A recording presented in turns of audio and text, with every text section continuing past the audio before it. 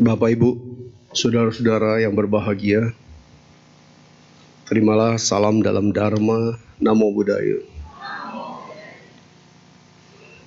Pertama-tama saya mengucapkan selamat Hari Trisuci Waisak 2568 Buddhist Era di tahun 2024 ini. Karena saat ini kita sungguh-sungguh sedang berada dalam suasana getaran suci dari hari Trisuci Waisak itu sendiri. Bapak Ibu, tiap tahun Waisak kita rayakan, tiap tahun Waisak kita peringati. Dan kita tahu bahwa peristiwa Waisak ini adalah peristiwa yang luar biasa. Peristiwa pengorbanan yang juga luar biasa dari seorang Pangeran Siddhartha. Peristiwa perjuangan yang juga luar biasa untuk mencapai enlightenment, pencerahan, penerangan maha sempurna. Dan juga peristiwa luar biasa ketika mencapai detik-detik pencapaian abadi nirwana. Dan dari semua perjalanan kisah Waisak, kalau kita mau tarik jiwa dari Waisak itu sendiri, sungguh-sungguhnya ini adalah satu peringatan, pelajaran buat kita, bagaimana kita melalui sebuah proses yang disebut sebagai proses spiritual.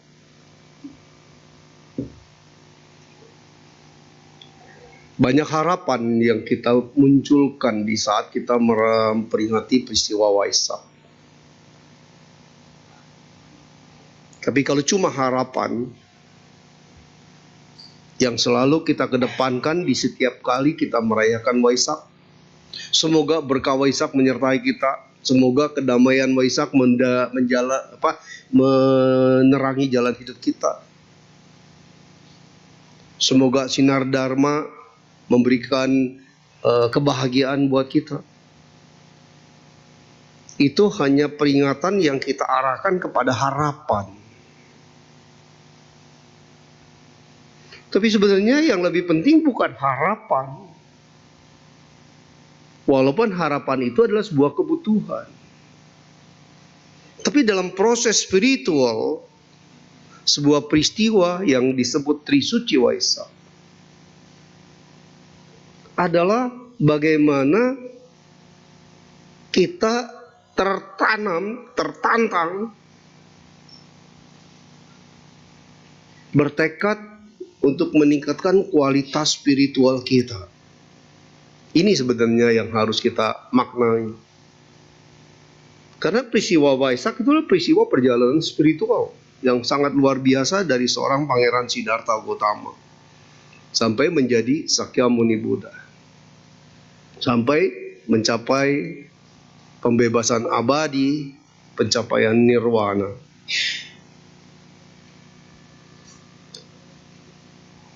Yang dikerjakan seorang Buddha, Siddhartha, di dalam perjalanan 45 tahun membabarkan Dharma. Bukan bagaimana Buddha berharap, bukan bagaimana beliau mengharapkan sesuatu, berharap supaya saya lebih baik, tidak. Tapi bagaimana mengajak para murid-muridnya menyampaikan ajaran kebenaran agar semua manusia terbebas dari penderitaan, terbebas dari perputaran roda samsara. Semua bisa mencapai kebebasan abadi, pencapaian nirwana. Yang diharapkan Buddha bukan buat dirinya, tapi buat orang lain. Nah, ini yang harusnya juga kita maknai. Kita merefleksikan kehidupan Buddha, kita merefleksikan tauladan Buddha melalui peringatan Waisak.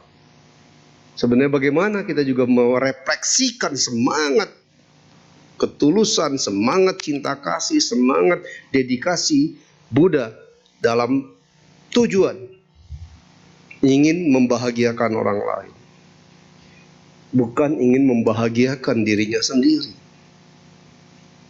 Nah, disinilah Bapak Ibu, bila Waisak ini kita maknai dengan hal seperti ini, maka entitas dari nuansa spiritual Waisak itu barulah akan menjadi warna yang spesial dalam hidup kita. Sudahkah kita memang bertekad? Sudahkah kita memang berusaha untuk selalu yang ada dalam benak kita adalah membahagiakan orang lain, bukan membahagiakan diri kita sendiri? Karena dalam konteks ajaran Buddha jelas, bahagiakan orang lain kalau kamu ingin bahagia. Bikin susah orang lain, maka kamu juga yang akan menderita. Tapi untuk pola pikir bagaimana kita membahagiakan orang lain, bukan berarti mengabaikan diri sendiri. Bukan berarti membiarkan diri kita terus tenggelam dalam penderitaan, tidak. Karena konteks membahagiakan orang lain, kalau itu kita jalani dengan tulus, kita menjadi senang, kita menjadi gembira, kita menjadi happy, begitu orang lain bahagia, kita juga bahagia. Contoh seorang dokter yang berhasil menyembuhkan penyakit kronis pasiennya. Setelah berobat 2-3 kali, pasiennya datang, dokter saya sekarang sudah sembuh berkat pertolongan dokter. Itu walaupun si dokter tidak bilang, wah saya senang ya kamu sudah sembuh. Walaupun dia tidak ngomong, tapi hatinya, batinnya pasti senang. Karena dia sudah berbuat sesuatu yang membuat orang bahagia. Seorang dokter akan sedih, walaupun tidak diucap. Kalau pasiennya datang 3-4 kali sampai bilang, kok dok saya penyakitnya nggak sembuh-sembuh. Ya mungkin nanti kita ganti obatnya ya. Tapi pasti dalam hatinya dia sedih karena dia gagal membahagiakan orang lain. Begitu juga seorang tabib. Begitu juga siapapun, apapun, konsultan spiritual. Selama advice, sarannya, nasihatnya bisa mendatangkan kebahagiaan orang lain, dia ikut bahagia. Apalagi kalau ada orang yang sudah kena penyakit kronis, 9 tahun menderita saraf kejepit, tahu-tahu dia bantu, dia tangani bisa sembuh total. Orang itu akan bersyukur, berbahagia sekali. Yang nolong pun akan merasa bahagia luar biasa. Kenapa? Kita telah bermanfaat buat orang lain. Nah, sifat mementingkan orang lain sebenarnya sudah ada dalam diri setiap manusia. Cuma sering ketutup sama sang ego kita. Sering ketutup sama sang aku kita. Sang aku inilah sumber segala macam petaka dan sumber segala macam penyakit dalam diri kita. Penyakit apa? Penyakit penderitaan. Karena kalau sang akunya yang kita kuatkan, maka yang muncul adalah harapan.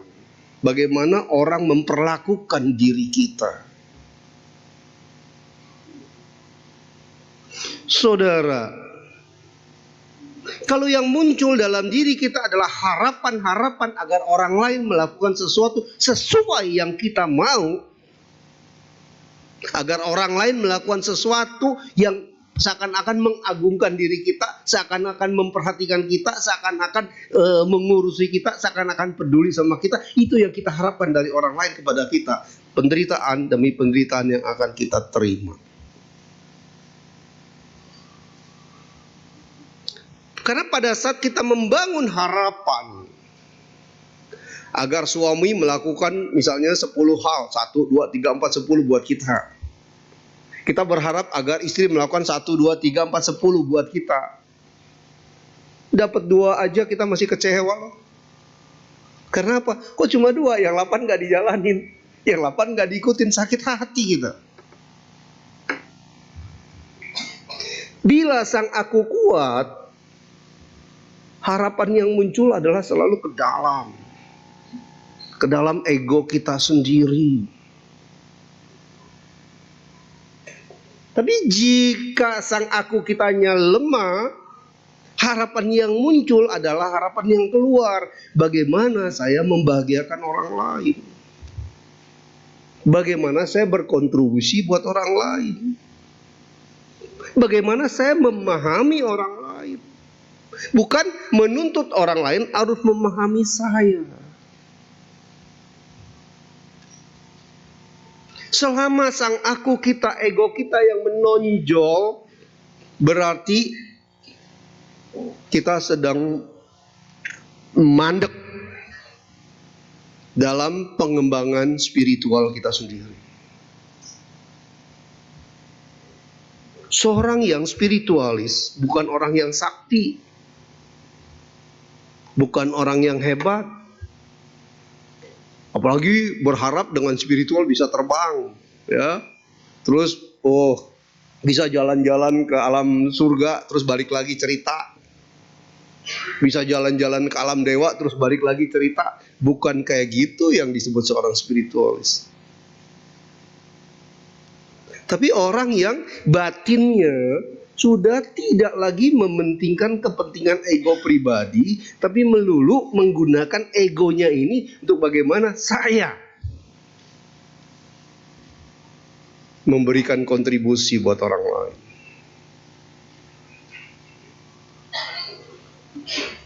Hari ini saya mau bicara tentang bodhicitta, karena berkaitan dengan nuansa bagaimana kita mengembangkan spiritual kita terkait dengan tibanya, ya, nuansa bulan suci Waisak yang sedang kita hadapi saat ini. Kalau menurut definisi seorang Dalai Lama ke-14, ini saya baca buah pikir beliau. Menurut Dalai Lama, bodhicitta itu apa sih?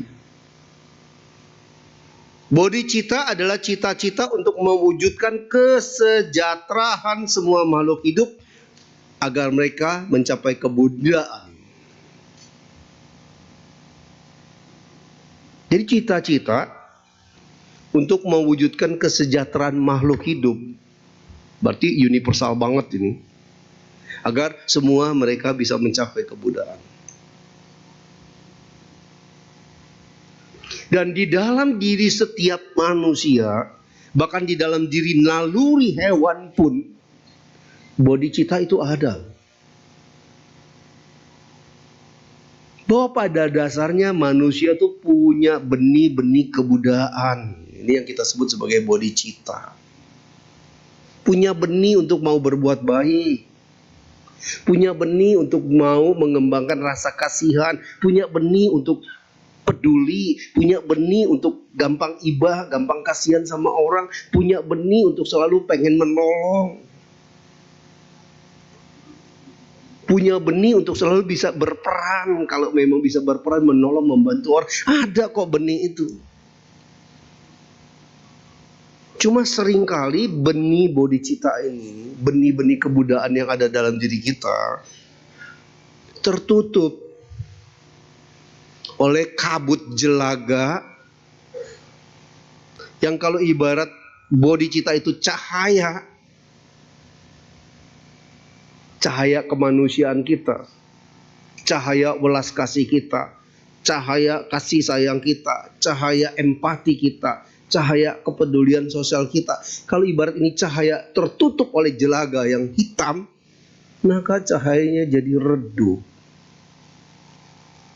Pada saat cahaya bodhicitta kita redup, pada saat itulah kita enggan. Kita menjadi malas untuk bercita-cita. memberikan kesejahteraan buat makhluk hidup. Jelaga hitam yang menutup bodhicitta kita itu apa? Itulah ego sang aku kita. Ego sang aku terdiri apa? Terdiri dari kekotoran-kekotoran batin. Dosa, loba, moha. Ya, benih-benih kebencian, benih-benih keserakahan, dan benih-benih kebodohan, karena tidak tahu membedakan mana yang benar dan mana yang salah. Itu yang akan menjadi jelaga yang menutupi cahaya bodhicitta kita. Seberapa tebal jelaga itu, seberapa tebal kabut hitam yang menyeliputi ini, sangat bergantung pada seberapa kuat ego kita selalu kita kedepankan. Orang yang egonya kuat, cirinya apa? Banyak komplain, banyak menggerutu, banyak protes. Kenapa? Dia merasa dirinya nggak diperhatikan, dia merasa dirinya nggak dihargain, dia merasa karyanya nggak dihormati. Semuanya kembali pada aku dihina, aku nggak dihormati, aku dicela, aku dinista.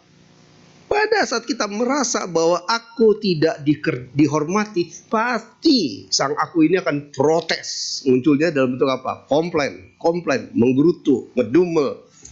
Bahkan kalau sampai berakumulasi, jadilah kita orang yang temperamen, tukang marah, karena dikit-dikit gampang tersinggung.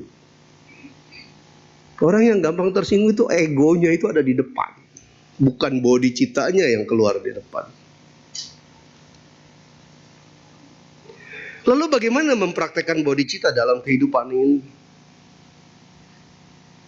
Saya mengambil satu judul pada hari ini adalah holistical spiritual. Bagaimana membangun spiritual yang sifatnya holistik, sinergi sama alam, dan universal, berlaku buat semua manusia maupun semua makhluk hidup. Ada step, ada langkah yang harus kita ambil. Dan karena bodhicitta itu melulu bercita-cita untuk mensejahterakan orang lain, berarti kalau dalam konteks pengembangan bodhicitta ini salah besar kalau kita berpikir saya harus menyepi, saya harus ke gunung, saya harus jauh dari keramaian supaya saya bisa mengembangkan bodhicitta. Itu untuk mencapai kesucian, iya. Jauh dari hiruk pikuk duniawi, untuk mencapai keheningan, ketenangan batin, iya. Untuk mencapai pencerahan jana, iya. Tapi untuk mengembangkan bodhicitta, justru bukan menjauh dari kehidupan,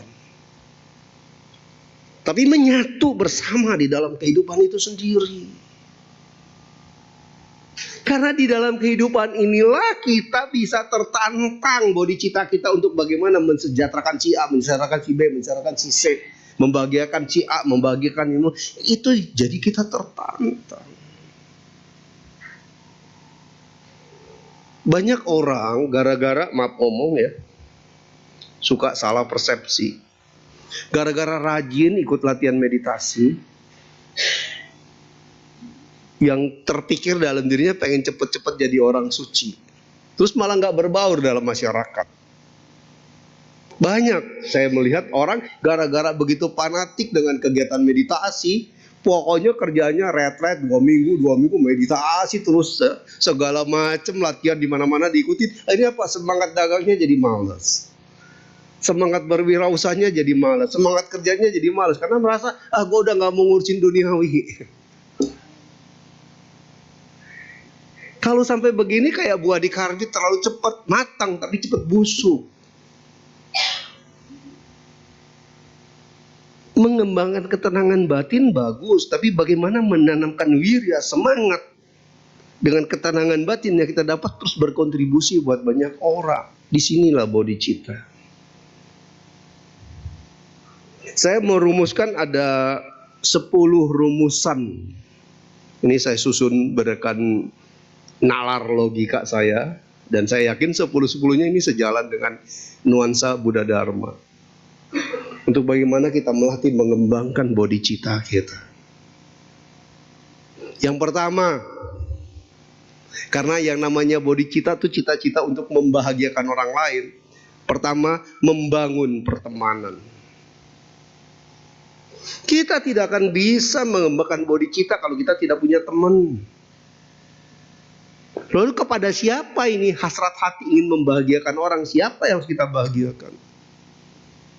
Bahagiakan yang dekat, yang jauh akan berdatangan. Mulailah bahagiakan teman,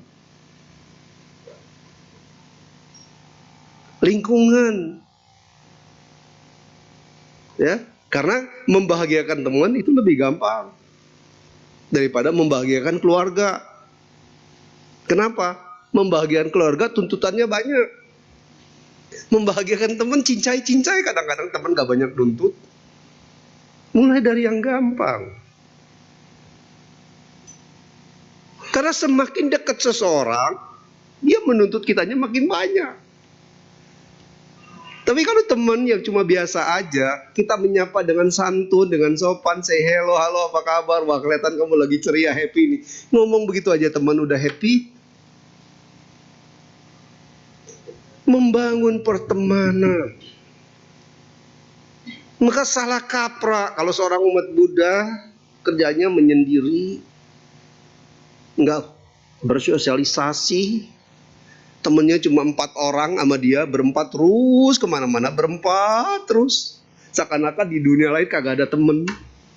Itu banyak loh, ngegeng 4 orang, 3 orang, itu aja kemana-mana. Membangun pertemanan yang universal. Ada pepatah mengatakan,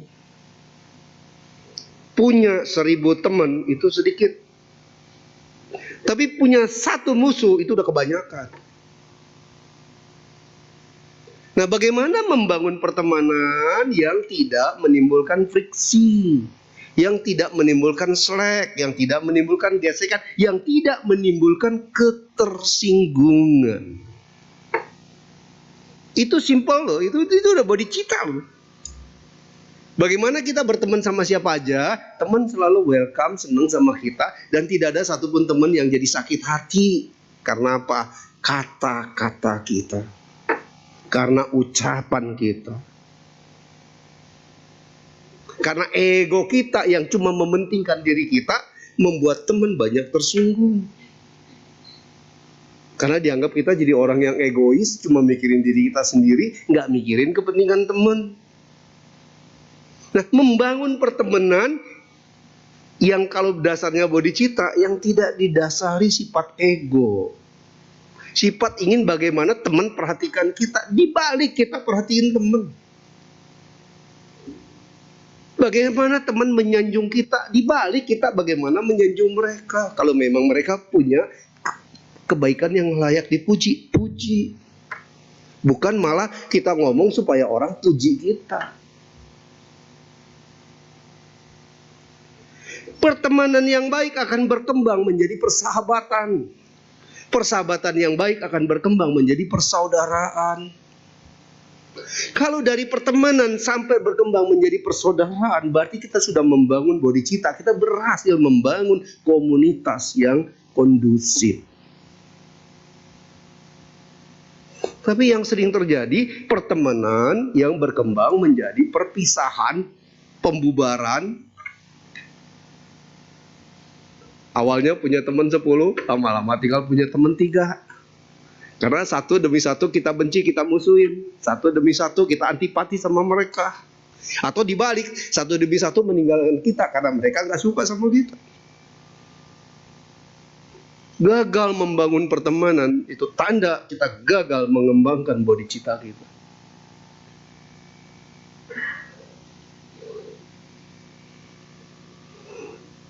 Yang kedua, bodhicitta itu jiwanya halus. Ya, bodhicitta itu dasarnya lembut.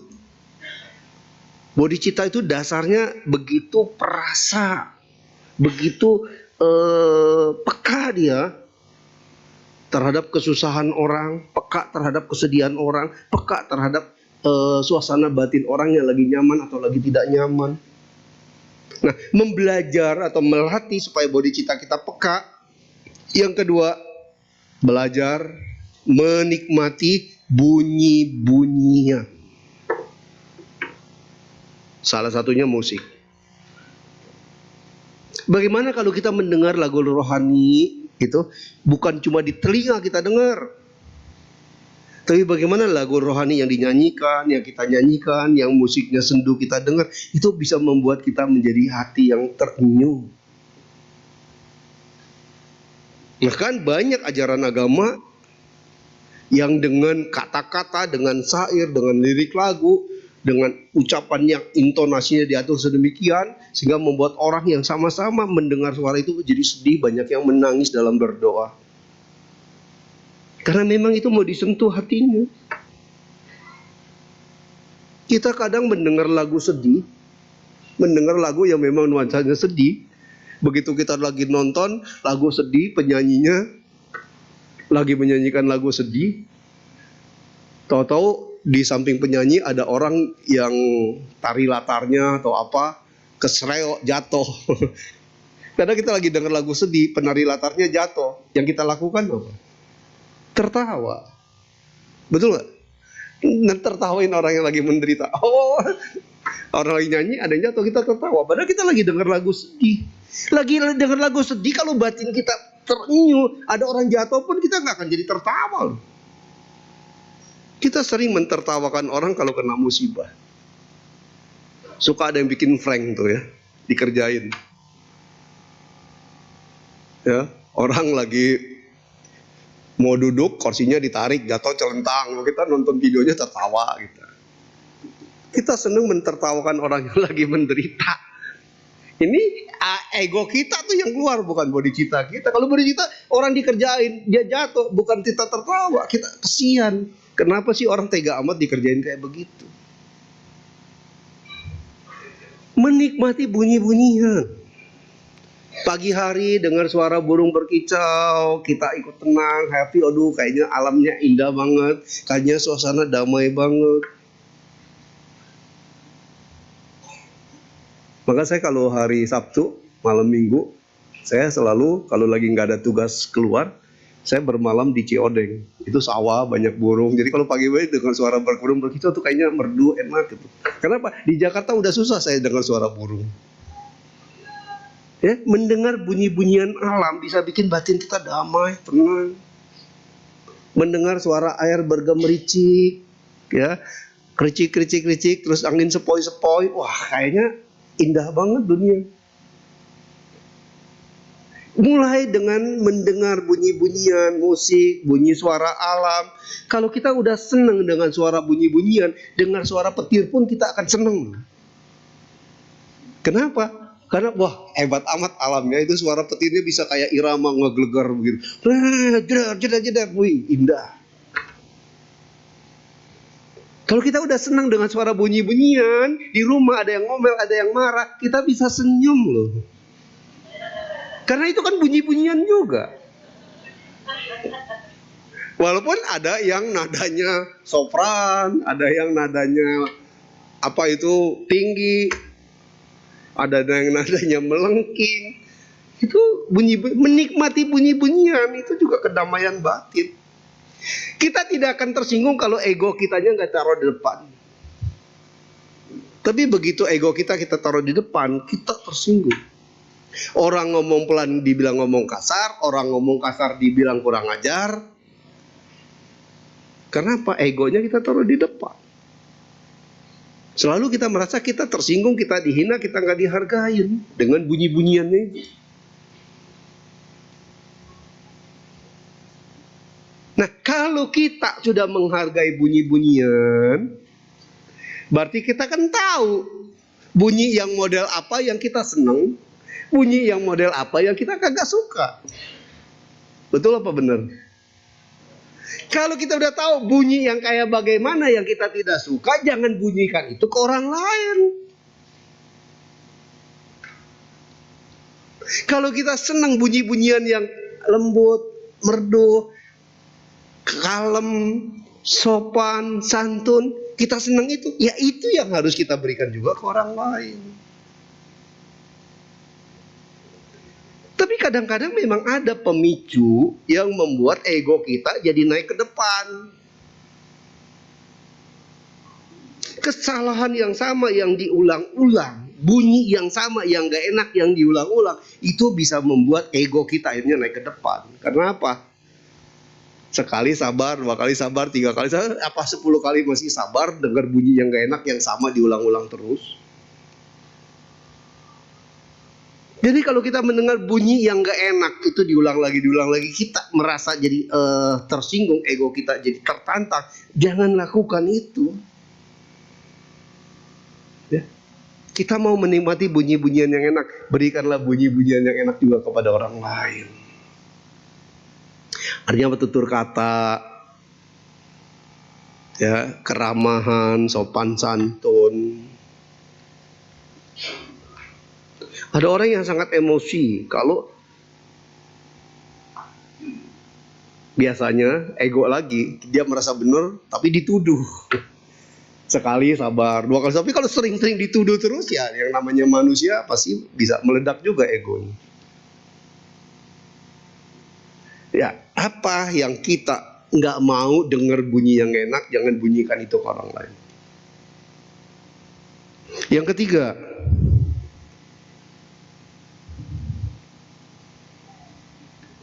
merasakan perasaan orang lain. Kalau kita bisa begini, oh ini spiritual udah luar biasa. Ini body cita kita udah berkembang. Merasakan perasaan orang lain. Sering kita nggak peka dengan hal ini. Saya ambil contoh. 3 orang lagi ngobrol, kita orang keempat. 1 orang lagi cerita tentang pengalaman kisah pribadi dia. Dia sedang bersemangat bercerita. Dia cerita pengalaman tentang bagaimana dia pergi ke Nepal misalnya. Tahu-tahu kita yang dengar karena kita merasa kita pernah ke Nepal, kita potong omongan dia. Kita cerita, oh saya juga pernah ke Nepal, saya pernah gini-gini. Padahal ini orang lagi cerita belum kelar.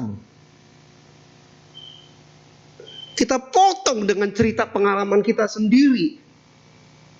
Kalau Anda yang lagi ngomong, lagi cerita, dipotong dengan ganti topik. Kita lagi mau cerita pengalaman kita, atau dipotong kita dengar pengalaman orang lain. Enak gak? Ini namanya merasakan perasaan orang lain. Simpel loh mengembangkan body cita. Kita paling sering kebiasaan orang ngomong kita potong. Kita selalu lebih bangga jadi pembicara ketimbang jadi pendengar. Kalau lagi di podium begini, saya lagi tugas jadi pembicara. Saya harus ngomong. Tapi kalau lagi nggak di podium, saya pendiam loh. Saya makan satu meja 10 orang, mungkin sama makan saya nggak ngobrol. Orang ngobrol saya dengerin. Saya ngelayanin klien. Kalau klien lagi datang di depan saya 1 jam dia konsultasi, 1 jam saya harus ngomong karena 1 jam itu saya dibayar.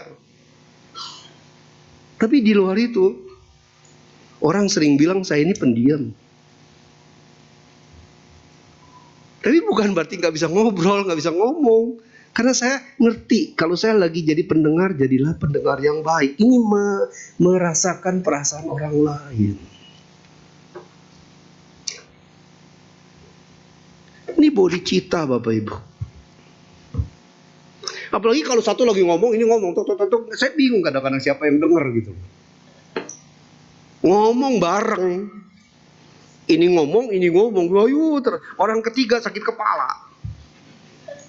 Karena apa? Ini dua-duanya ngomong, terus yang dengar siapa? Orang ketiga dengar itu iramanya, yang satu ngomong musik A, yang satu ngomong musik B misalnya. Kalau ada orang ketiga, orang ketiganya yang cepat sakit kepala. Nah, merasakan perasaan orang lain. Saya ambil contoh lagi.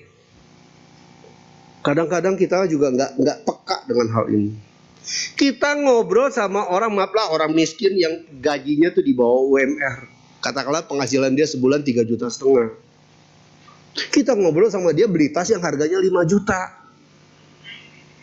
Wah, kemarin saya dapat barang murah nih, harga tas 10 juta tapi saya dapat 5 juta. Ngomong sama orang yang gajinya 3,5 juta. Perasaan orang itu kayak gimana?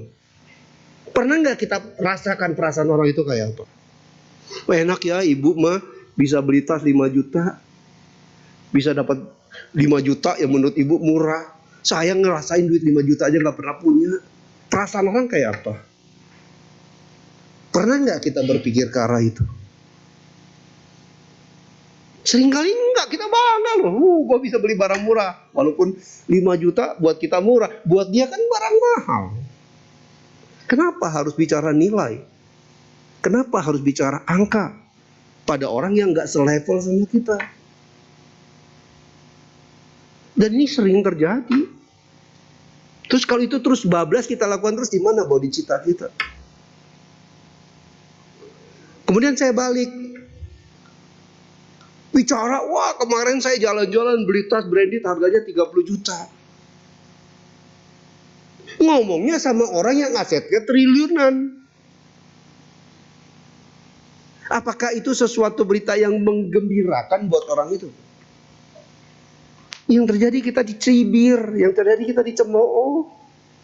Ya, lu baru beli beras 30 juta aja udah pamer. Terus orang yang merasa karena kita sedang mengekspos kesombongan kita, karena kita mampu beli barang mahal, dia orang yang levelnya jauh di atas kita, harta kekayaannya. Apakah batin dia tenang? Apakah perasaannya nyaman?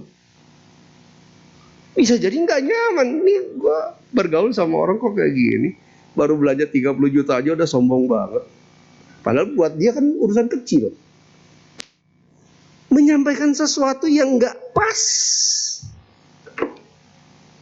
Ini artinya kita nggak peka dengan bagaimana merasakan perasaan orang lain. Belajar merasakan perasaan orang lain. Itu poin ketiga yang harus kita latih untuk mengembangkan body cita kita.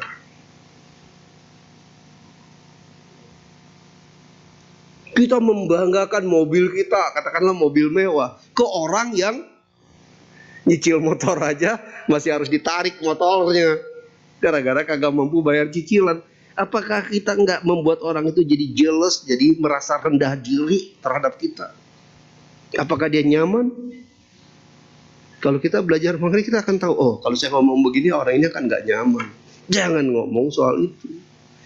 Dan sebenarnya satu hal paling pantang bicara soal angka terhadap siapapun. Karena kalau kita udah bicara angka, wah kemarin saya beli 3 juta, saya tahu 30 juta, 20 juta, 10 juta.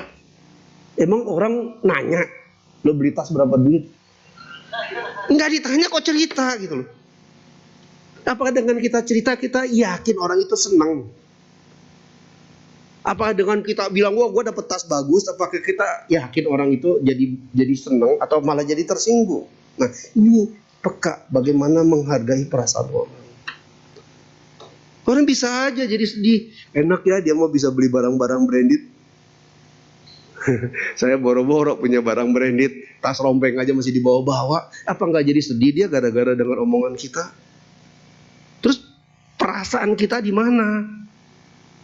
Kalau kita nggak menghargai perasaan orang, kita bablas aja terus keenakan cerita sesuai dengan versinya kita. Banyak mendengar lebih mulia daripada banyak bicara. Itu yang penting sebetulnya. Karena kalau kita banyak mendengar, nggak akan ada orang sakit hati. Tapi kalau kita banyak ngomong, apalagi banyak menceritakan kelebihan-kelebihan kita, pasti akan ada perasaan orang yang jadi tertekan atau jadi nggak nyaman. Yang keempat, memahami dan menghormati. Kita harus bisa memahami kenapa orang marah-marah. Kalau kita belum sampai level memahami kenapa dia marah-marah, kita belum mengembangkan bodhicitta. Orang yang mengembangkan bodhicitta akan tahu kenapa dia marah-marah. Mungkin tadi saya salah ngomong, atau mungkin tadi saya salah ucap, atau mungkin tadi kata-kata saya yang menyakitkan hati dia sampai sekarang dia marah-marah. Nah, belajar memahami tindakan ekspresi orang lain. Kita berpapasan sama orang, kita nanya baik-baik, ibu dari mana nih, mau kemana, kok kelihatannya lemes amat. Sopan kita ngomong, santun, dia nyautinya, gue lagi pusing, udah jangan nanya-nanya lah, gue mau pergi. Normalnya kita sakit hati nggak? Kalau Anda sakit hati karena ucapan kayak gitu, kita sedang ketutup tuh bodhicitta kita sama ego kita. Kurang ajar, gue ngomong baik-baik, jawabnya songong, siapa lu? Marah kita. Karena kita nggak memahami kenapa dia begitu. Tapi kalau kita belajar memahami, oh nih orang, saya nanya baik-baik, suaranya ketus judes, mungkin dia lagi stres, mungkin dia lagi banyak problem, mungkin dia lagi banyak masalah, pasti dia lagi stres. Karena kita memahami dia lagi stres, kita nggak akan marah loh. Masa kita mau marah orang sama orang lagi stres? Kita tahu ada orang lagi stres, ngomongnya ngelantur, ngomongnya nggak enak, terus kita marahin dia gitu. Kita akan kasihan loh, kasihan dia lagi stres. Begitu muncul kasihan, itu muncul bodhicitta kita. Dikasarin pun kita nggak jadi tersinggung, dikasarin pun kita nggak jadi marah. Karena kita belajar memahami orang lain. Ini bodhicitta. Gampang apa susah? Ya gampang-gampang susah. Susah kalau ego kita ditaruh di depan. Gampang kalau ego kitanya kita tekan ke dalam. Memahami dan menghormati. Menghormati perbedaan pikiran. Menghormati perbedaan perasaan. Menghormati perbedaan gagasan. Menghormati perbedaan cara yang orang lain lakukan yang mungkin nggak cocok, nggak sesuai sama kita. Bukan malah kita paksa supaya dia melakukan sesuatu yang sesuai dengan kita. Bisa memahami, bisa menghormati. Pertemanan kita sama siapapun akan terus langgeng berjalan dengan baik. Betul nggak? Karena kita kembali bagaimana membangun pertemanan yang baik, yang holistik. Ini step-step langkah berikutnya. Terus yang kelima, memohon maaf dan memaafkan.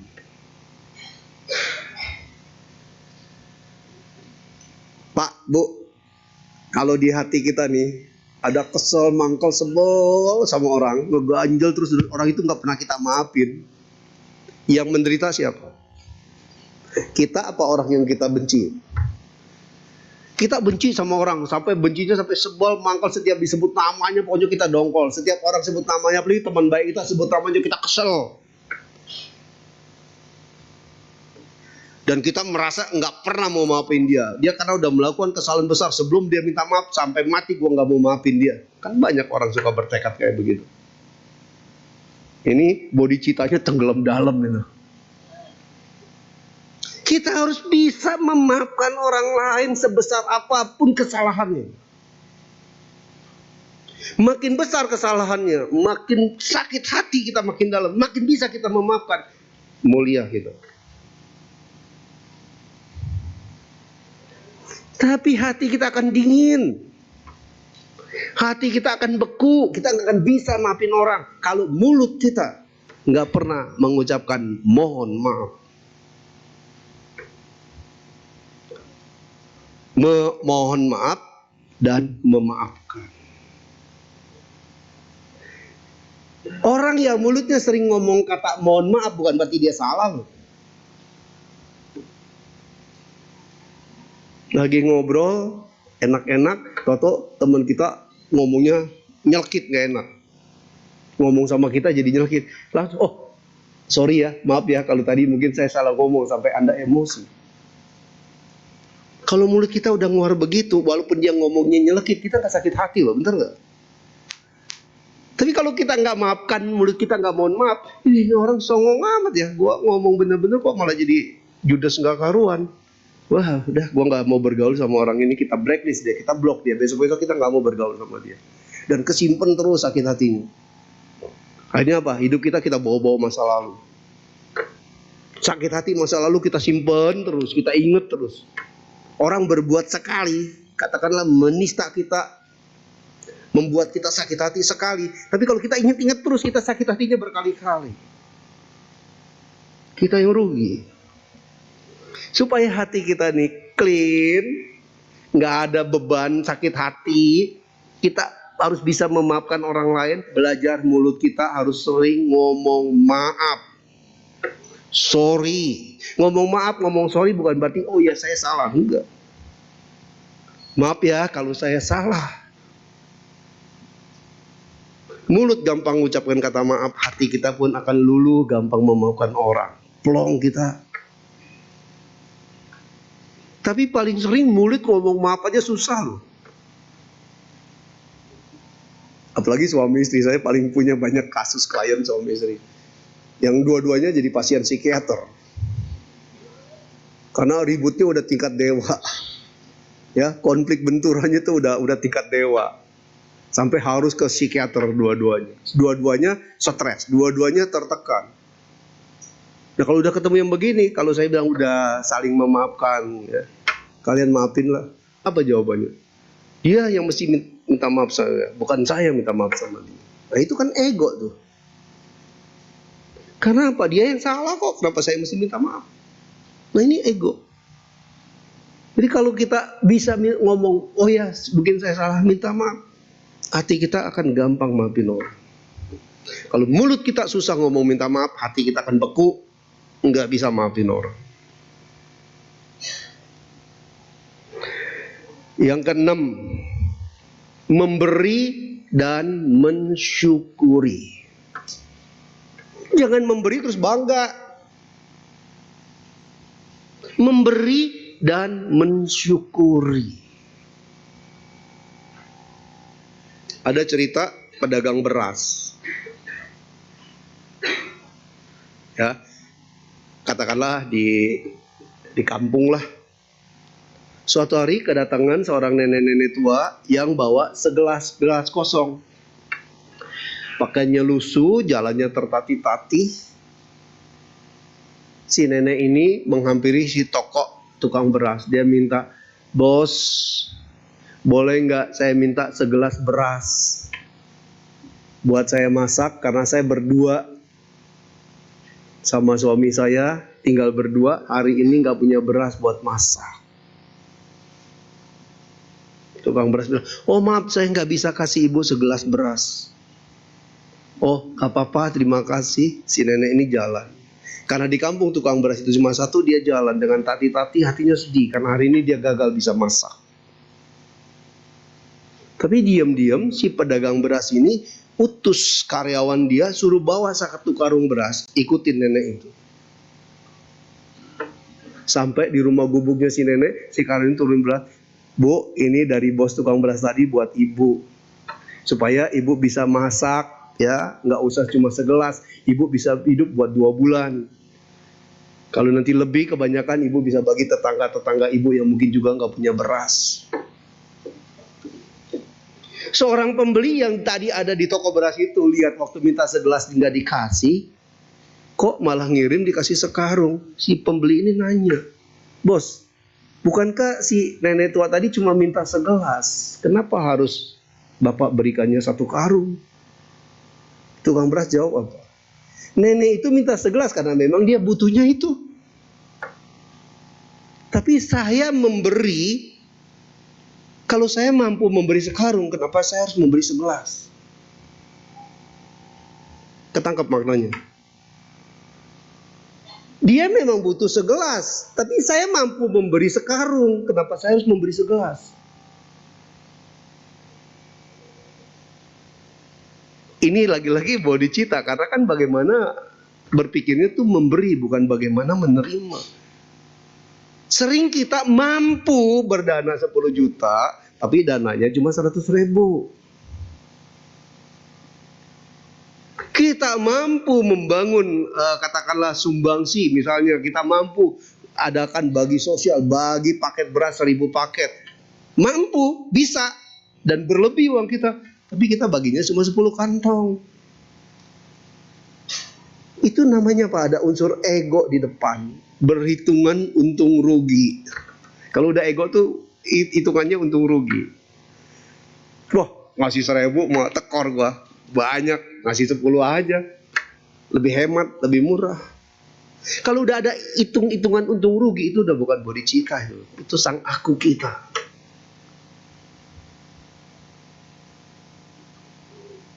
Orang punya kebutuhan. Kalau si nenek benar, dia butuhnya segelas, dia minta 1 panci, serakah dia. Serakah ya lagi-lagi sama, bukan bodhicitta. Orang memohon sesuatu sesuai kebutuhan, tapi kalau kita bisa memberi lebih, why not? Ini yang namanya belajar memberi, kemudian mensyukuri. Makanya saya salut sama Yayasan Ceci ya, relawan Ceci itu, kalau menyerahkan sesuatu, berbagi sesuatu, mendistribusikan sesuatu, mereka itu rata-rata orang-orang kaya, mereka yang membungkuk. Bukan yang nerima yang membungkuk, yang memberi yang bungkuk. Terima kasih. Karena apa? Kita harus bisa mensyukuri ada orang yang bisa kita beri. Kebayang nggak di dunia kalau nggak ada orang yang bisa kita beri, terus kita berdana kemana? Kalau nggak ada lagi orang yang bisa kita beri, kita berbuat baik kemana? Ibarat kita punya bibit, nggak ada ladang, tempat buat kita nanam, kita mau tanam di mana? Begitu kita memberi, ada orang yang bisa menerima pemberian kita, bersyukurlah bahwa kita masih dikasih ladang untuk kita berbuat baik. Makanya yang memberi itu yang membungkuk. Bukan yang memberi, yang minta disanjung. Kalau Anda memberi, minta disanjung, ego yang keluar, bodhicitta tenggelam. Makanya saya rumuskan di sini, memberi dan mensyukuri. Hari ini bisa memberi, besok bisa memberi, lusa bisa memberi, nanti bisa memberi lebih banyak. Apa kita nggak bersyukur? Artinya hoki kita kan datang terus. Yang harus prihatin kalau kita sudah tidak bisa memberi. Adanya kita minta diberi. Ini yang harus kita prihatin. Artinya hoki kita mampet kalau udah begitu. Selama masih mampu memberi, syukuri bahwa kita menjadi orang yang masih lebih dari orang lain. Jangan memberi tapi egonya digedain, sombong, minta disanjung, minta dialam, minta dipublikasikan. Minta karena gue dana banyak, kalau ada acara gue minta duduk di depan. Konteks ini juga harus dirubah, ya. Memuliakan donatur besar, ya, untuk acara-acara event-event besar, terus menyepelekan yang kagak pernah berdana. Harusnya semakin gede donaturnya, semakin dia nggak tampak muka. Nah ini bodhicitta. Masih ada ya 10 totalnya. Ini murni saya yang rangkum. Ya, saya merangkum ini untuk bagaimana menjabarkan itu loh bodhicitta gitu. Ketujuh, menghindari sanjungan, merangkul hinaan. Kalau kita mau bodhicitta berkembang, jangan selalu pengen disanjung. Jangan selalu pengen di alam, jangan selalu kita pengen orang tuh ngomong bicara tentang wah kita hebat. Tapi kita langsung benci begitu ada orang menghina kita. Kita langsung benci begitu ada orang mengkritik kita. Kita langsung benci begitu ada orang mencela kita, mencemooh kita, enggak ngorangin kita. Bapak Ibu, jangan gampang terbuai sama sanjungan. Karena orang yang sering nyanjung-nyanjung Anda, orang yang sering nyanjung-nyanjung kita, wah kita hebat, kita orang support, kita wah pokoknya kita sanjung-sanjung, besok dia pinjam duit dia bayar. Betul. Tapi orang yang sering kritik kita, orang yang celak kita, orang yang sering protes kita, minimal dia nggak akan minjem duit sama Anda. Betul nggak? Betul. Karena biasanya orang yang nyanjung-nyanjung tuh ada maunya.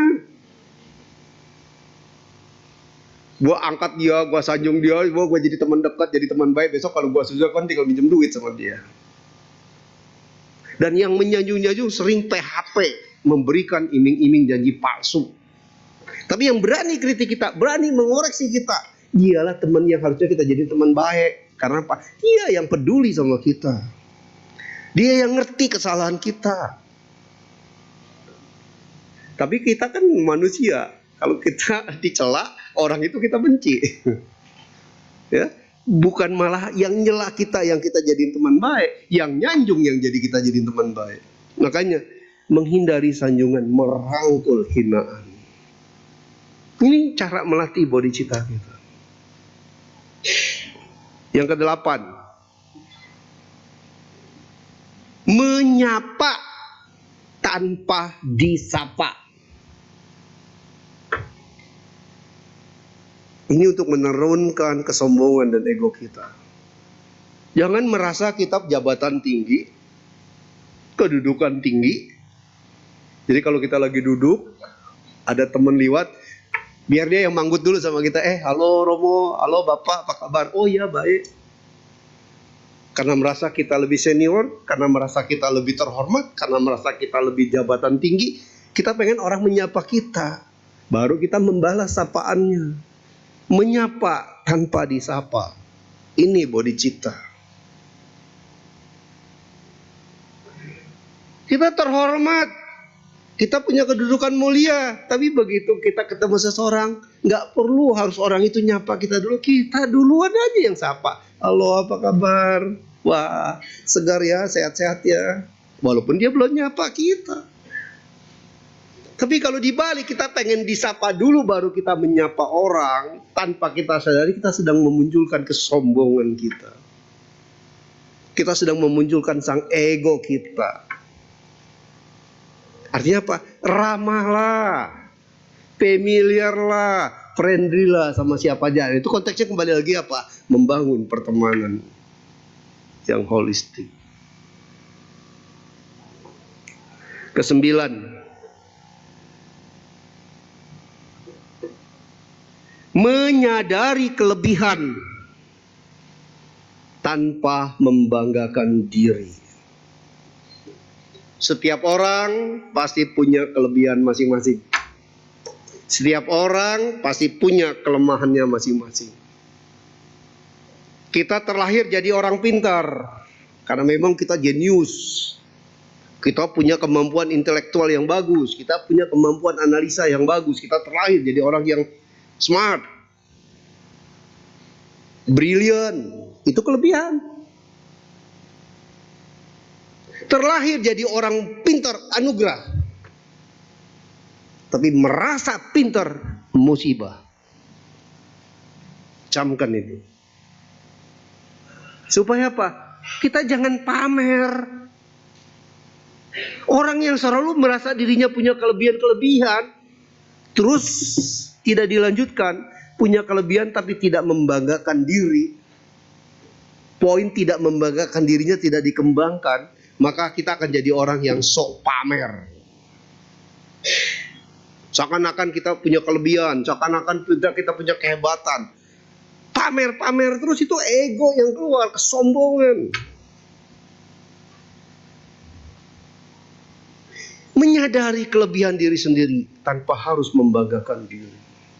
Jadi orang pintar, kamsyati kong. Tapi begitu kita merasa kita jadi orang pintar, kita sedang membangun jembatan musibah buat hidup kita sendiri.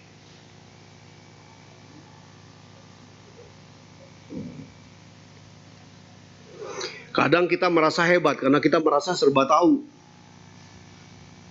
Kita pengen orang bilang, wah saya banyak ilmu, saya banyak pengetahuan, wah saya banyak pengetahuan, saya tahu tentang ini, saya tahu tentang ini, saya punya pengalaman, saya maunya cerita terus tentang pengalaman-pengalaman, seakan-akan kita hebat. Pertanyaan, apa orang mau mendengar? Semakin sering kita membanggakan diri kita, sebenarnya orang semakin menjauhi kita. Capek gue ngomong sama dia. Ngomongnya nggak lebih dari sombong. Ngomongnya nggak lebih dari pamer. Ngomongnya nggak lebih dari membanggakan diri terus. Pertemanan kita akan gagal. Tapi kalau kita mendengar ada orang yang kerjanya pamer, cerita itu, dengerin aja lah. Apa salahnya sih? Toh kalau dia cerita tentang dirinya, kita, wah kamu hebat ya, wah saya salut sama kamu. Dia senang, dia happy, ya udah kita ikut happy. Walaupun kuping kita panas gitu. Kuping kita juga panas loh kalau dengar orang sombong ngomong terus.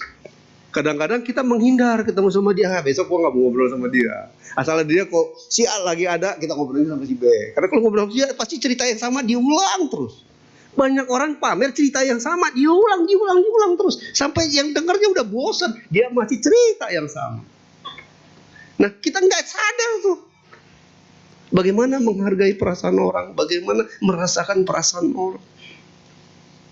Merasa sebelum terasa itu penting. Kita tahu ada orang datang nih, kalem, sopan, tapi kita tahu dia lagi susah. Kita merasakan dia lagi susah sebelum dia ngomong bahwa saya lagi susah. Ini spiritual yang udah dalam. Kita mengerti kesulitan dia sebelum dia cerita tentang kesulitannya. Ini yang dibilang merasa tanpa terasa, merasa sebelum terasa. Melatih kepekaan batin kita, ini bodhicitta Bapak Ibu.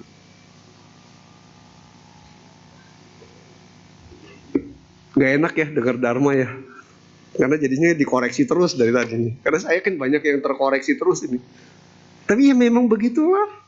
Ya. Dharma kan artinya apa? Bagaimana kita melihat ke dalam. Bagaimana kita melihat perkembangan spiritual kita.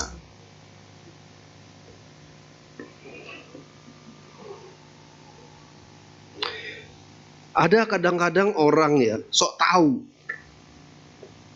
Ini merasa punya kelebihan langsung jadi orang sok tahu.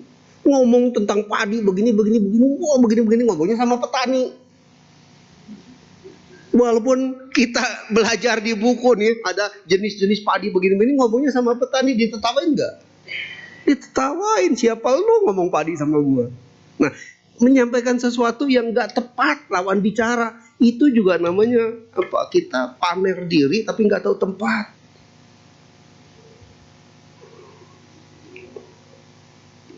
Sama ada orang cerita soal penyakit. Wah, kalau sakit gini mesti begini. Wah, pintar banget ceritanya, ngomongnya sama tabib. Kan membanggakan diri di tempat yang salah. Yang ada apa? Orang mencibir kita. Siapa lu? Dan kita sering gak sadar tuh. Menyampaikan sesuatu ke orang yang gak tepat. Ngomong soal barang, harga barang naik, harga barang di pasar mahal, ngomong sama orang yang maaf ngomong lagi bokeh atau lagi memang miskin gak punya duit, kan kagak nyambung. Kalau udah tahu gak nyambung, kenapa harus diomongin gitu?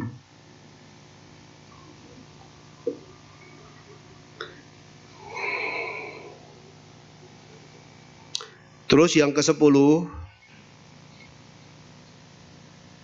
close 10, mengembangkan cinta kasih dan mengasihani pembenci. Tuh. Mengembangkan cinta kasih, iya wajib. Bergampang iba, gampang belas kasihan, suka nolong, suka bantu orang, senang memberi tanpa pamrih, bagus. Tapi sudahkah kita sampai level mengasihani pembenci? Siapa? Orang yang membenci kita. Orang yang gak suka sama kita. Orang yang dengki sama kita, orang yang sirik sama kita, orang yang culas sama kita. Orang yang selalu menjelek-jelekan kita. Pernahkah kita mengasihani mereka? Kalau cuma mengembangkan cinta kasih mungkin lebih gampang. Karena memang kita punya jiwa mau nolong orang, mau bantu, tapi mengasihani orang yang membenci kita. Sudahkah kita sampai ke level itu? Biasanya orang yang membenci kita bencinya lebih gede lagi. Orang yang sering menghina kita, malah kita benci sama dia. Bukan kita kasihan sama dia. Bapak Ibu, orang yang membenci kita, kita harus kasihanin. Karena dia sedang ngiri sama kita. Itu. Kalau dia nggak ngiri sama kita, nggak mungkin dia benci kita. Kenapa di Indonesia ini sering kali gampang banget disulut orang benci sama orang Tionghoa gitu? Kenapa? Mereka memang iri sama orang Tionghoa. Makanya gampang dikompor-komporin untuk gampang benci. Jadi kalau dibenci harusnya bersyukur. Kenapa? Berarti kita punya kelebihan dari dia. Makanya kasihanilah dia yang nggak punya kelebihan. Bisanya cuma membenci. Kalau kita mindsetnya begitu, enak loh. Ada orang benci, ya biar aja, mau benci. Mau 10 kali benci, biarin aja. Wah, jalan happy. Anjing menggonggong, kapilah berlalu. Jangan anjing menggonggong, kita ikut-ikutan. Anjing lagi menggonggong, kita ikut. Digigit beneran loh. Coba ada anjing lagi menggonggong gitu. Kita ikut, diterkam kita.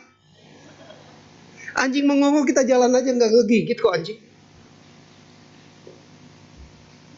Mengembangkan cinta kasih udah umum orang sering ngomong, tapi mengasihani orang yang membenci kita, nah ini yang level lebih spiritual.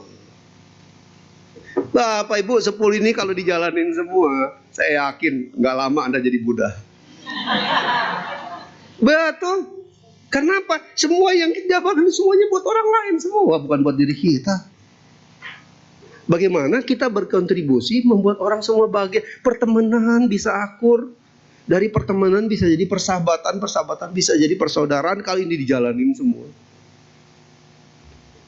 Bahagiakan yang dekat, yang jauh akan berdatang. Mulai bangun pertemanan yang baik. Kalau bangun pertemanan sudah bisa baik, otomatis membangun keluarga juga jadi bisa. Tapi kalau membangun pertemanan juga nggak bagus, biasanya di dalam rumah tangga juga makin tambah kusut. Kenapa? Kita menjadi orang yang terbiasa, nggak gampang beradaptasi.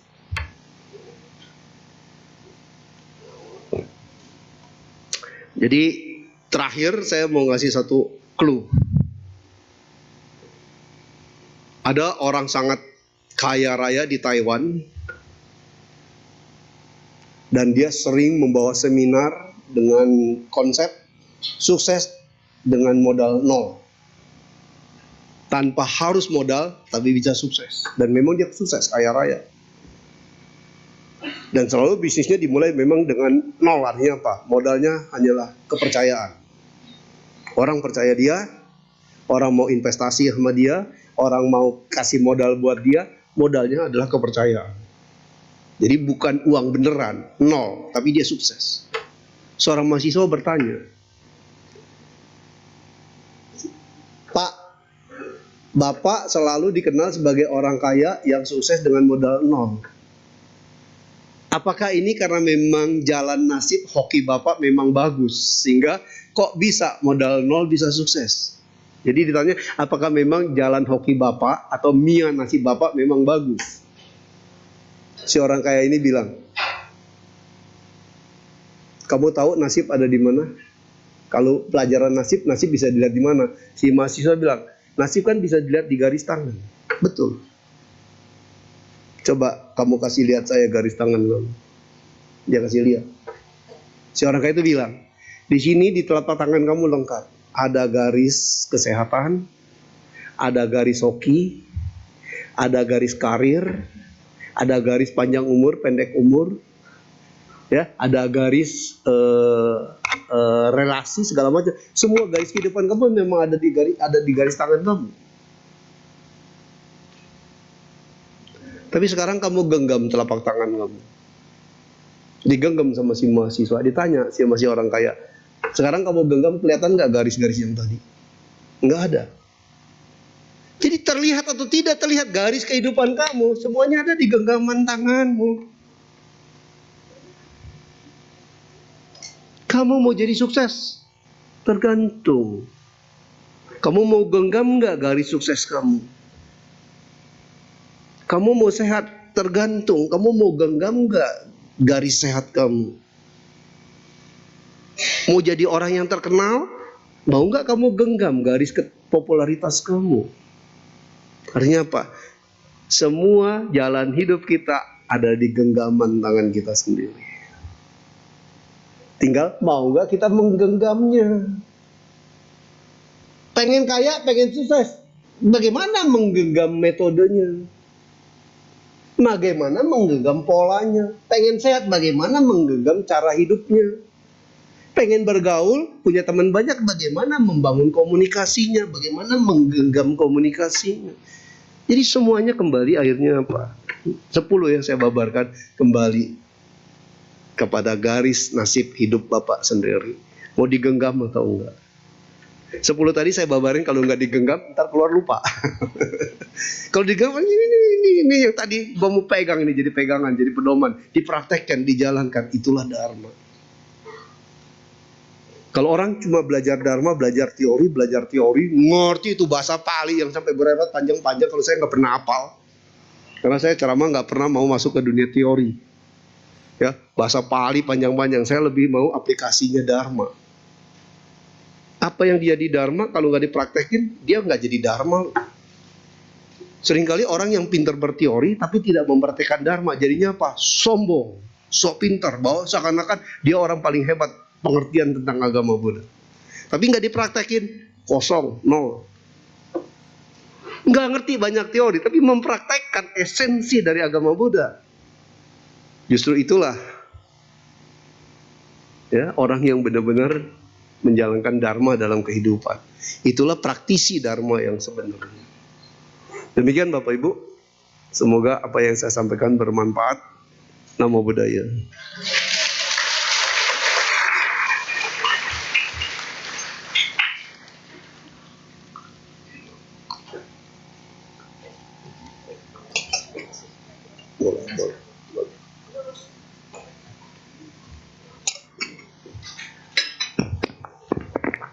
Baiklah, selanjutnya Romo mempersilakan untuk sesi tanya jawab. Jadi bagi Bapak Ibu yang memiliki pertanyaan baik secara lisan ataupun tertulis bisa dipersiapkan. Jika ingin bertanya secara lisan, nanti setelah kita bernyanyi angkat tangan saja, nanti akan dipersilakan ke depan dan bertanya langsung kepada Romo. Dan untuk pertanyaan tertulis, di depan kursi Bapak Ibu ada kantong, terdapat kertas dan juga alat tulis. Nanti bisa ditulis di sana, nanti akan saya keliling pada saat bernyanyi, serahkan saja kepada saya saat nanti bernyanyi ya. Jika tidak ada kertas dan juga alat tulis tetapi ingin bertanya, nanti pas saya keliling panggil saja, nanti akan saya sediakan gitu. Baiklah, sambil menunggu pertanyaan yang masuk, mari kita buka kembali buku tuntunan kepastian kita. Kita nyanyikan sebuah lagu bersama-sama. Kepada petugas dipersilakan.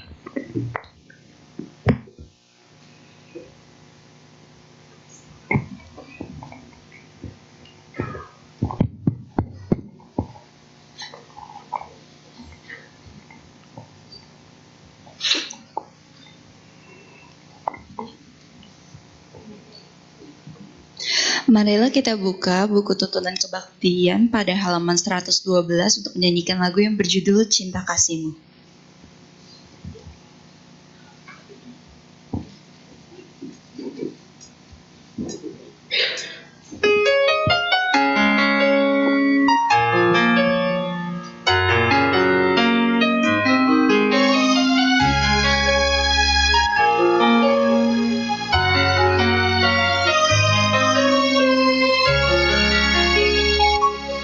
Hanya padamu ku kan bersujud sepenuh hatiku dan keyakinanku.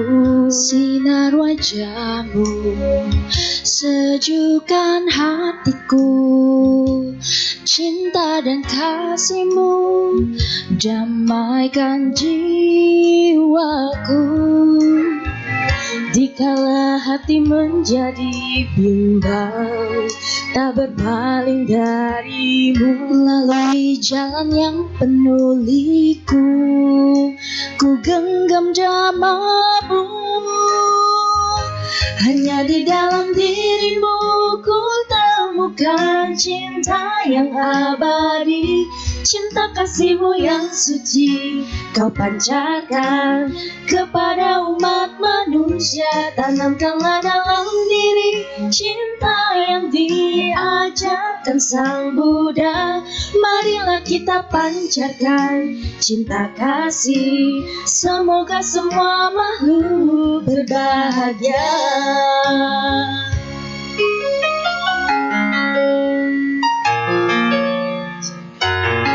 Kita ulangi dari Sinar Wajah.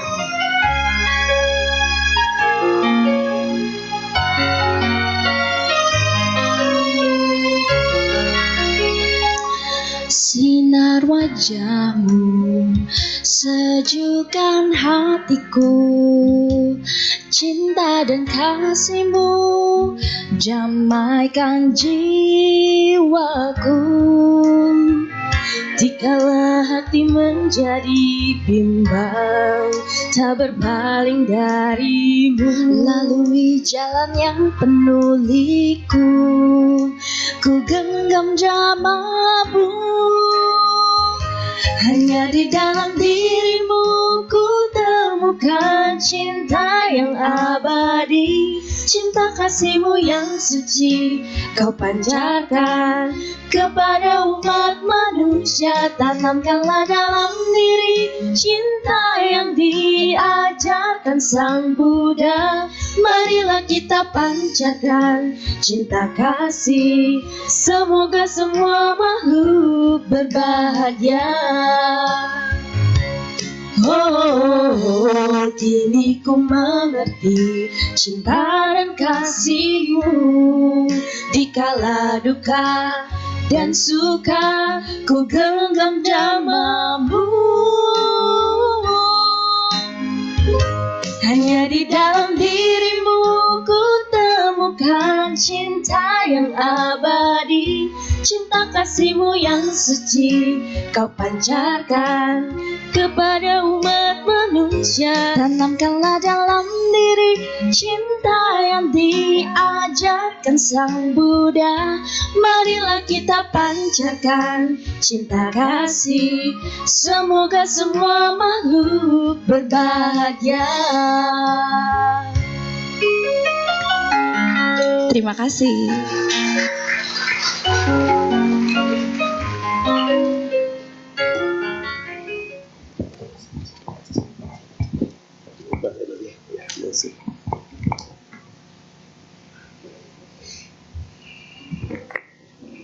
Baiklah, kita kini memasuki sesi tanya jawab. Ada sudah beberapa pertanyaan tertulis yang masuk, namun kami persiapkan dulu untuk Bapak Ibu yang ingin bertanya secara langsung. Apakah ada Bapak Ibu yang ingin bertanya secara langsung? Angkat tangan saja. Baik, kalau belum ada, saya izin bacakan pertanyaan tertulis yang masuk ya, Romo. Ya. Pertama, Romo, mengenai perasaan, bagaimana untuk tahu perasaan orang lain dalam keadaan susah atau senang? Lihat wajahnya. Orang kalau dompetnya lagi kosong, wajahnya tuh cemberut. Kalau dompetnya lagi kenceng, ceria dia, sumringah. Tapi saya tambahkan, ya itu yang namanya gestur. Bagaimana kita mengenal perasaan orang, suka apa enggak sama omongan yang lagi kita ngomongin. Lihat gesturnya.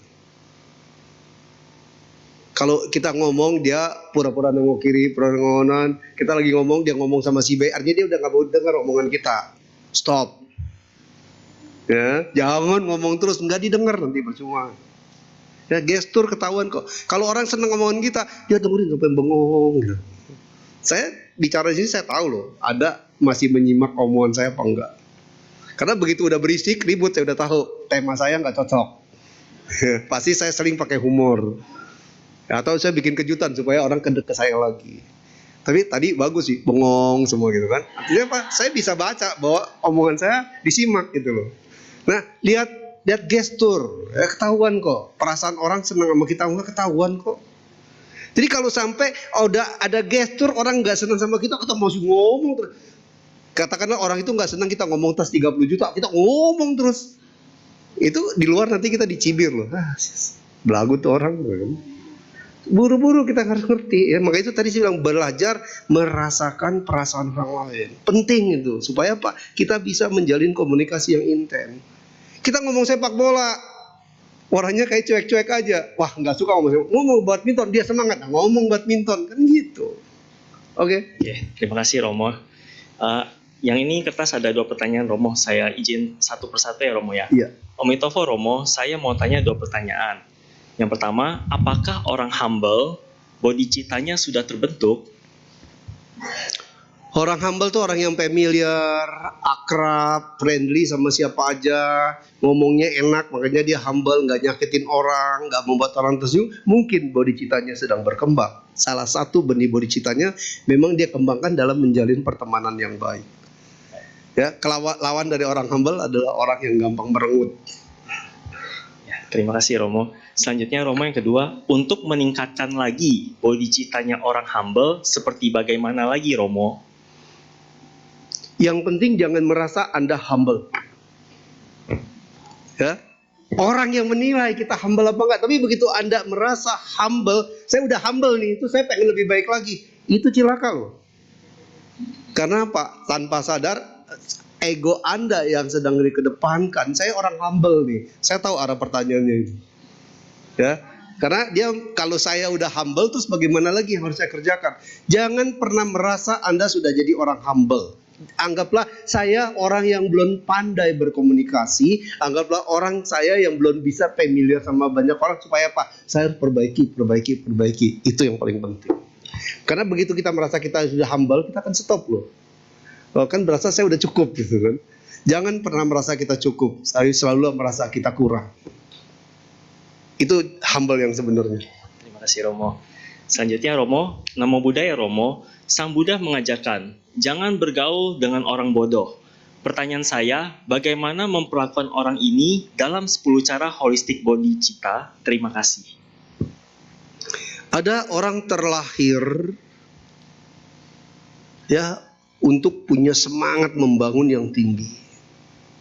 Ada orang yang memang terlahir mental diberi. Nah, kalau ngerubah mental itu susah. Saya kan lagi ngegerakin aksi baksos bedah rumah sama bikin baksos 1000 beras kasih sayang buat di Singkawang, di Sambas, di Saipurun, di Tenjo, di Bareng, pokoknya di kampung-kampung yang banyak orang-orang Tionghoa yang hidupnya rumahnya prihatin. Tahu nggak ada seorang pengusaha yang protes ke saya? Dia juga waktu kecil hidup susah sama mamanya, ya, pokoknya kerja prihatin, ngumpulin eceng godok apa segala macam buat dijual. Tapi punya semangat mau berjuang, punya semangat mau jadi sukses sampai jadi orang sukses. Dia bilang, Romo, jangan dibiasakan orang yang di level bawah cuma dikasih ikan. Harus kita ajarin kasih dia pancing. Karena kalau kasih ikan sampai kapanpun kita akan kasih dia akan selalu kurang. Tapi kalau dikasih pancing, besok-besok dia bisa dapat ikan sendiri.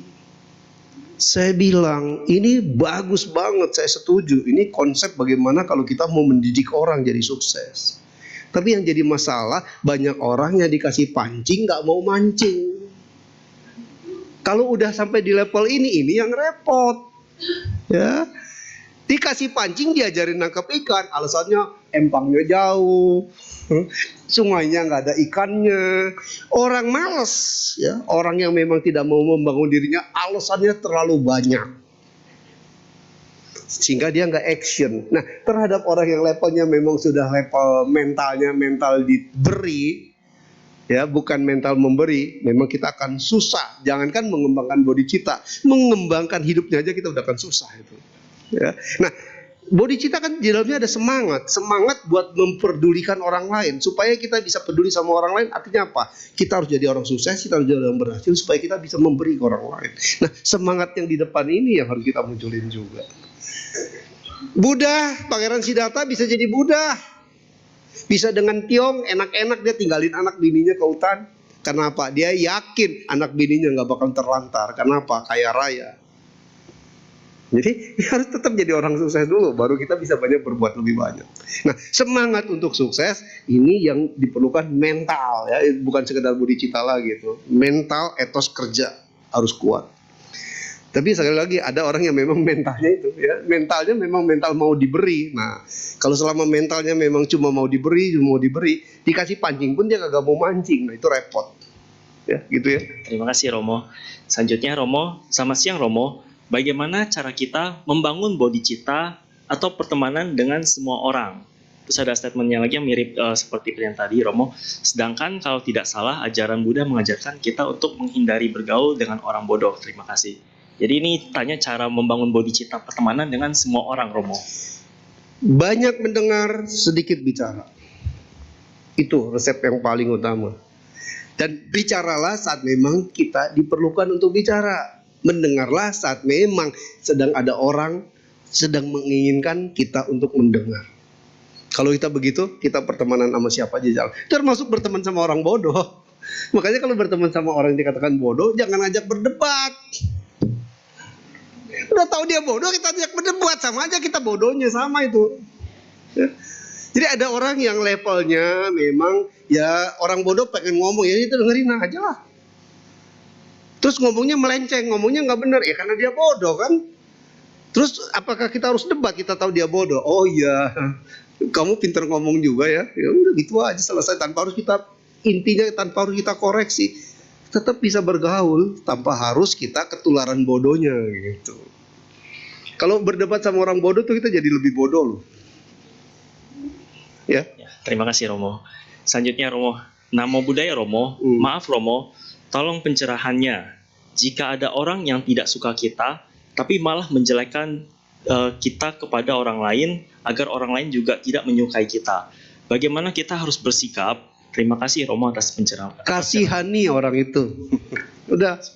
Ya kasihani, jangan dibenci. Kasihani artinya apa? Dia sedang iri dengan kita. Sampai karena dia merasa kita lebih hebat dari dia cari-cari kejelekan kita, diceritainlah kejelekan kita ke orang lain.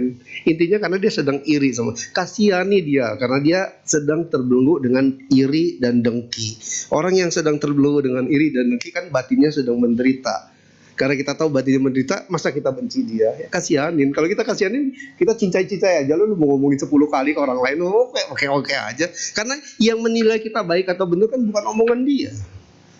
Yang menilai kita orang baik apa orang tidak kan bukan omongan dia. Tapi teman-teman kita kan bisa menilai kita sendiri. Yang mana emas, yang mana tembaga akan ketahuan. Ya. Pada saatnya kalau kita memang emas, orang akan nilai kita emas. Kalau kita jadi tembaga, ya orang juga akan nilai kita jadi tembaga. Yang penting adalah perilaku kita sendiri. Ya, oke. Terima kasih Romo. Apakah ada Bapak Ibu yang ingin bertanya secara langsung? Kami persilakan kesempatan terakhir. Ya, silakan Ibu. Ya, maju aja ke depan.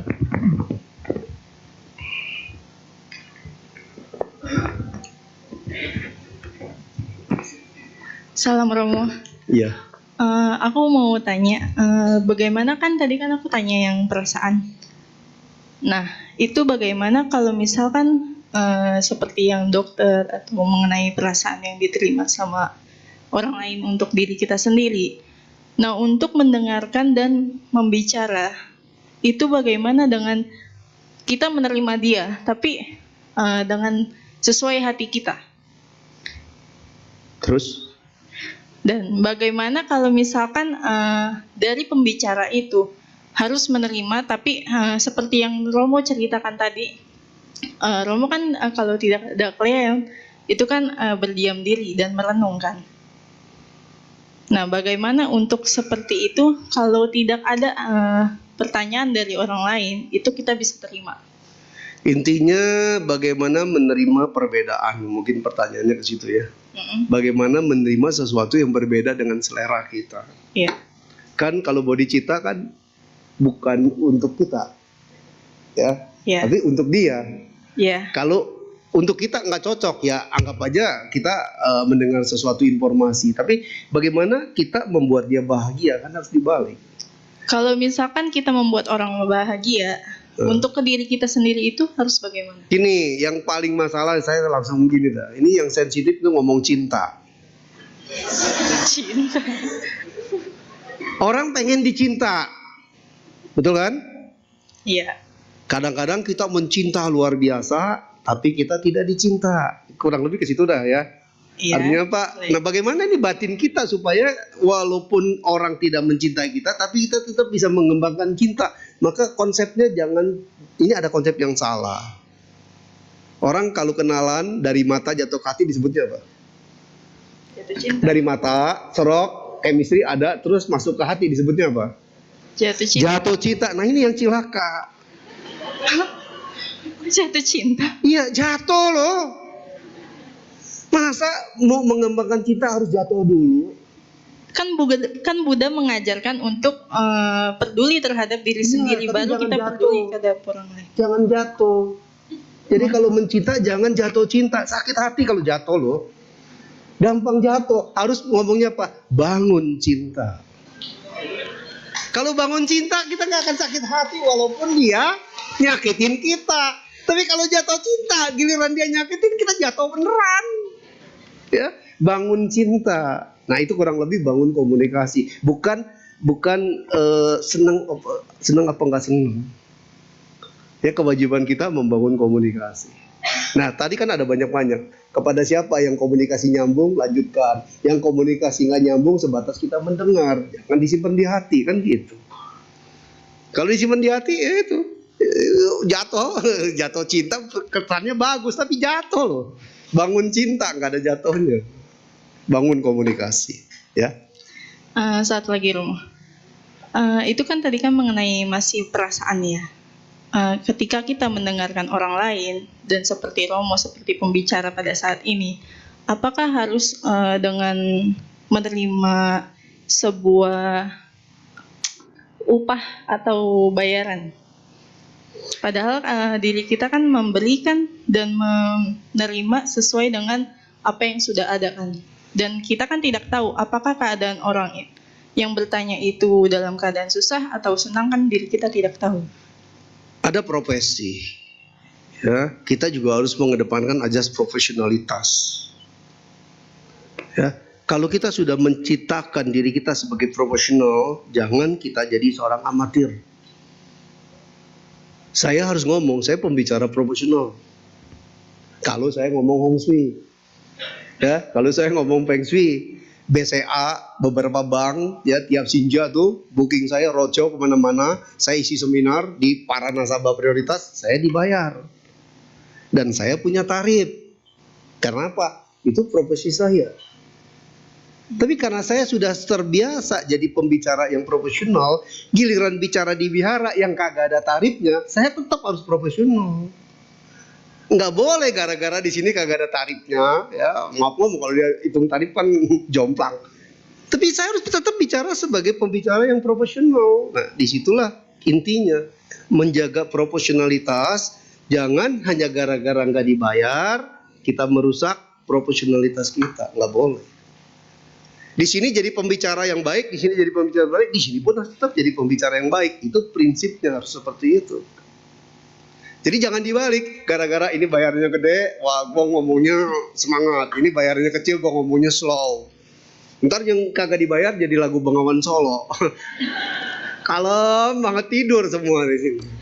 Ya, Bengawan Solo. Ceramah kayak gitu tidur semua. Jadi intinya kita harus tahu lah posisi kita ada di mana.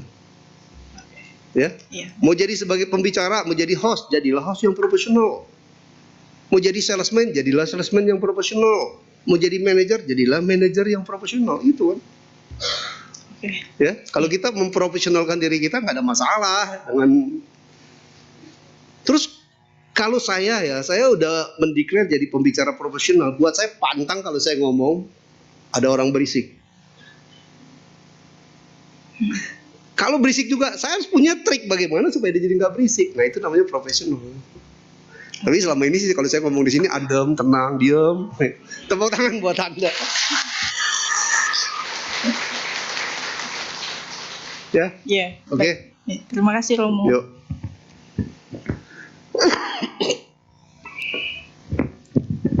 Apa ada lagi Bapak Ibu yang ingin bertanya secara langsung Ada?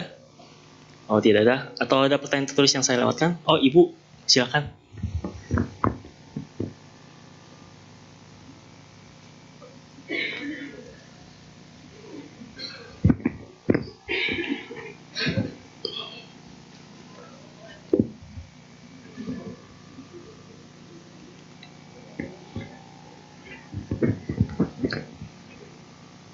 Saya mau tanya Iya, pakai mic.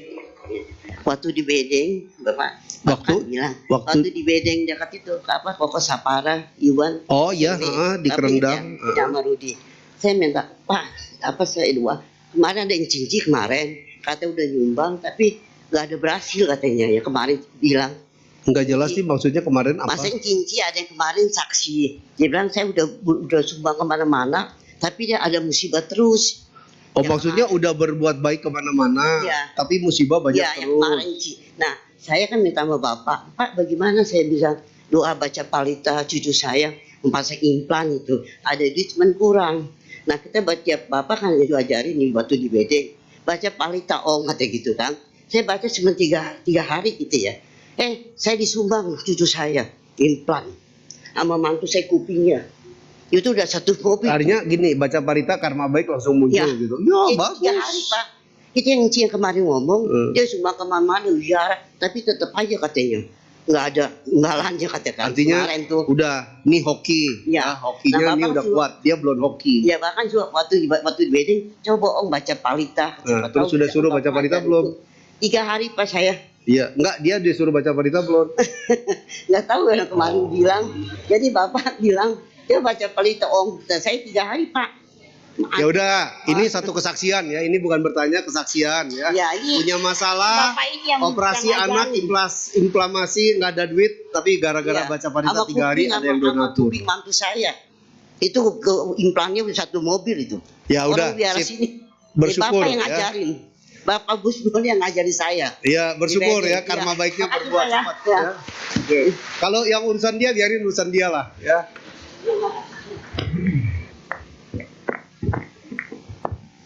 Ya, sebenarnya cukup ya.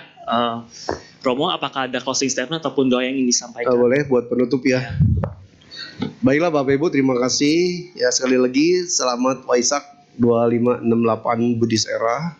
Semoga dengan masuknya suasana Waisak tahun ini menggugah kita untuk membangun holistical spiritual yang semakin bagus dalam diri kita. Bukan cuma sekedar berdoa dan berharap. Saya ingat ada seorang Saiful Karim ya, cendekiawan muslim yang sangat terkenal di YouTube.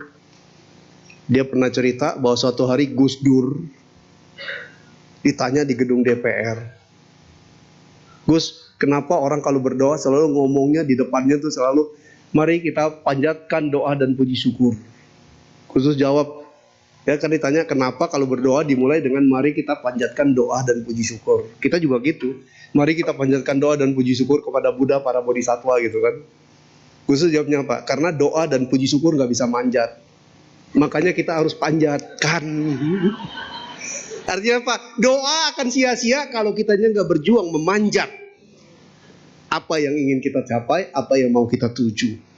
Itu aja closing saya. Jadi silakan berdoa, tapi berkarya tetap harus nyata. Terima kasih Romo. Ya, demikianlah sesi Dhamma Desana dan juga tanya jawab dengan Romo Budiono Tantra Yoga. Romo, kami atas nama keluarga besar dan juga umat Wihara Pelita Masuka mengucapkan terima kasih Romo. Kami turut Sama-sama. berbahagia Romo Anumodana.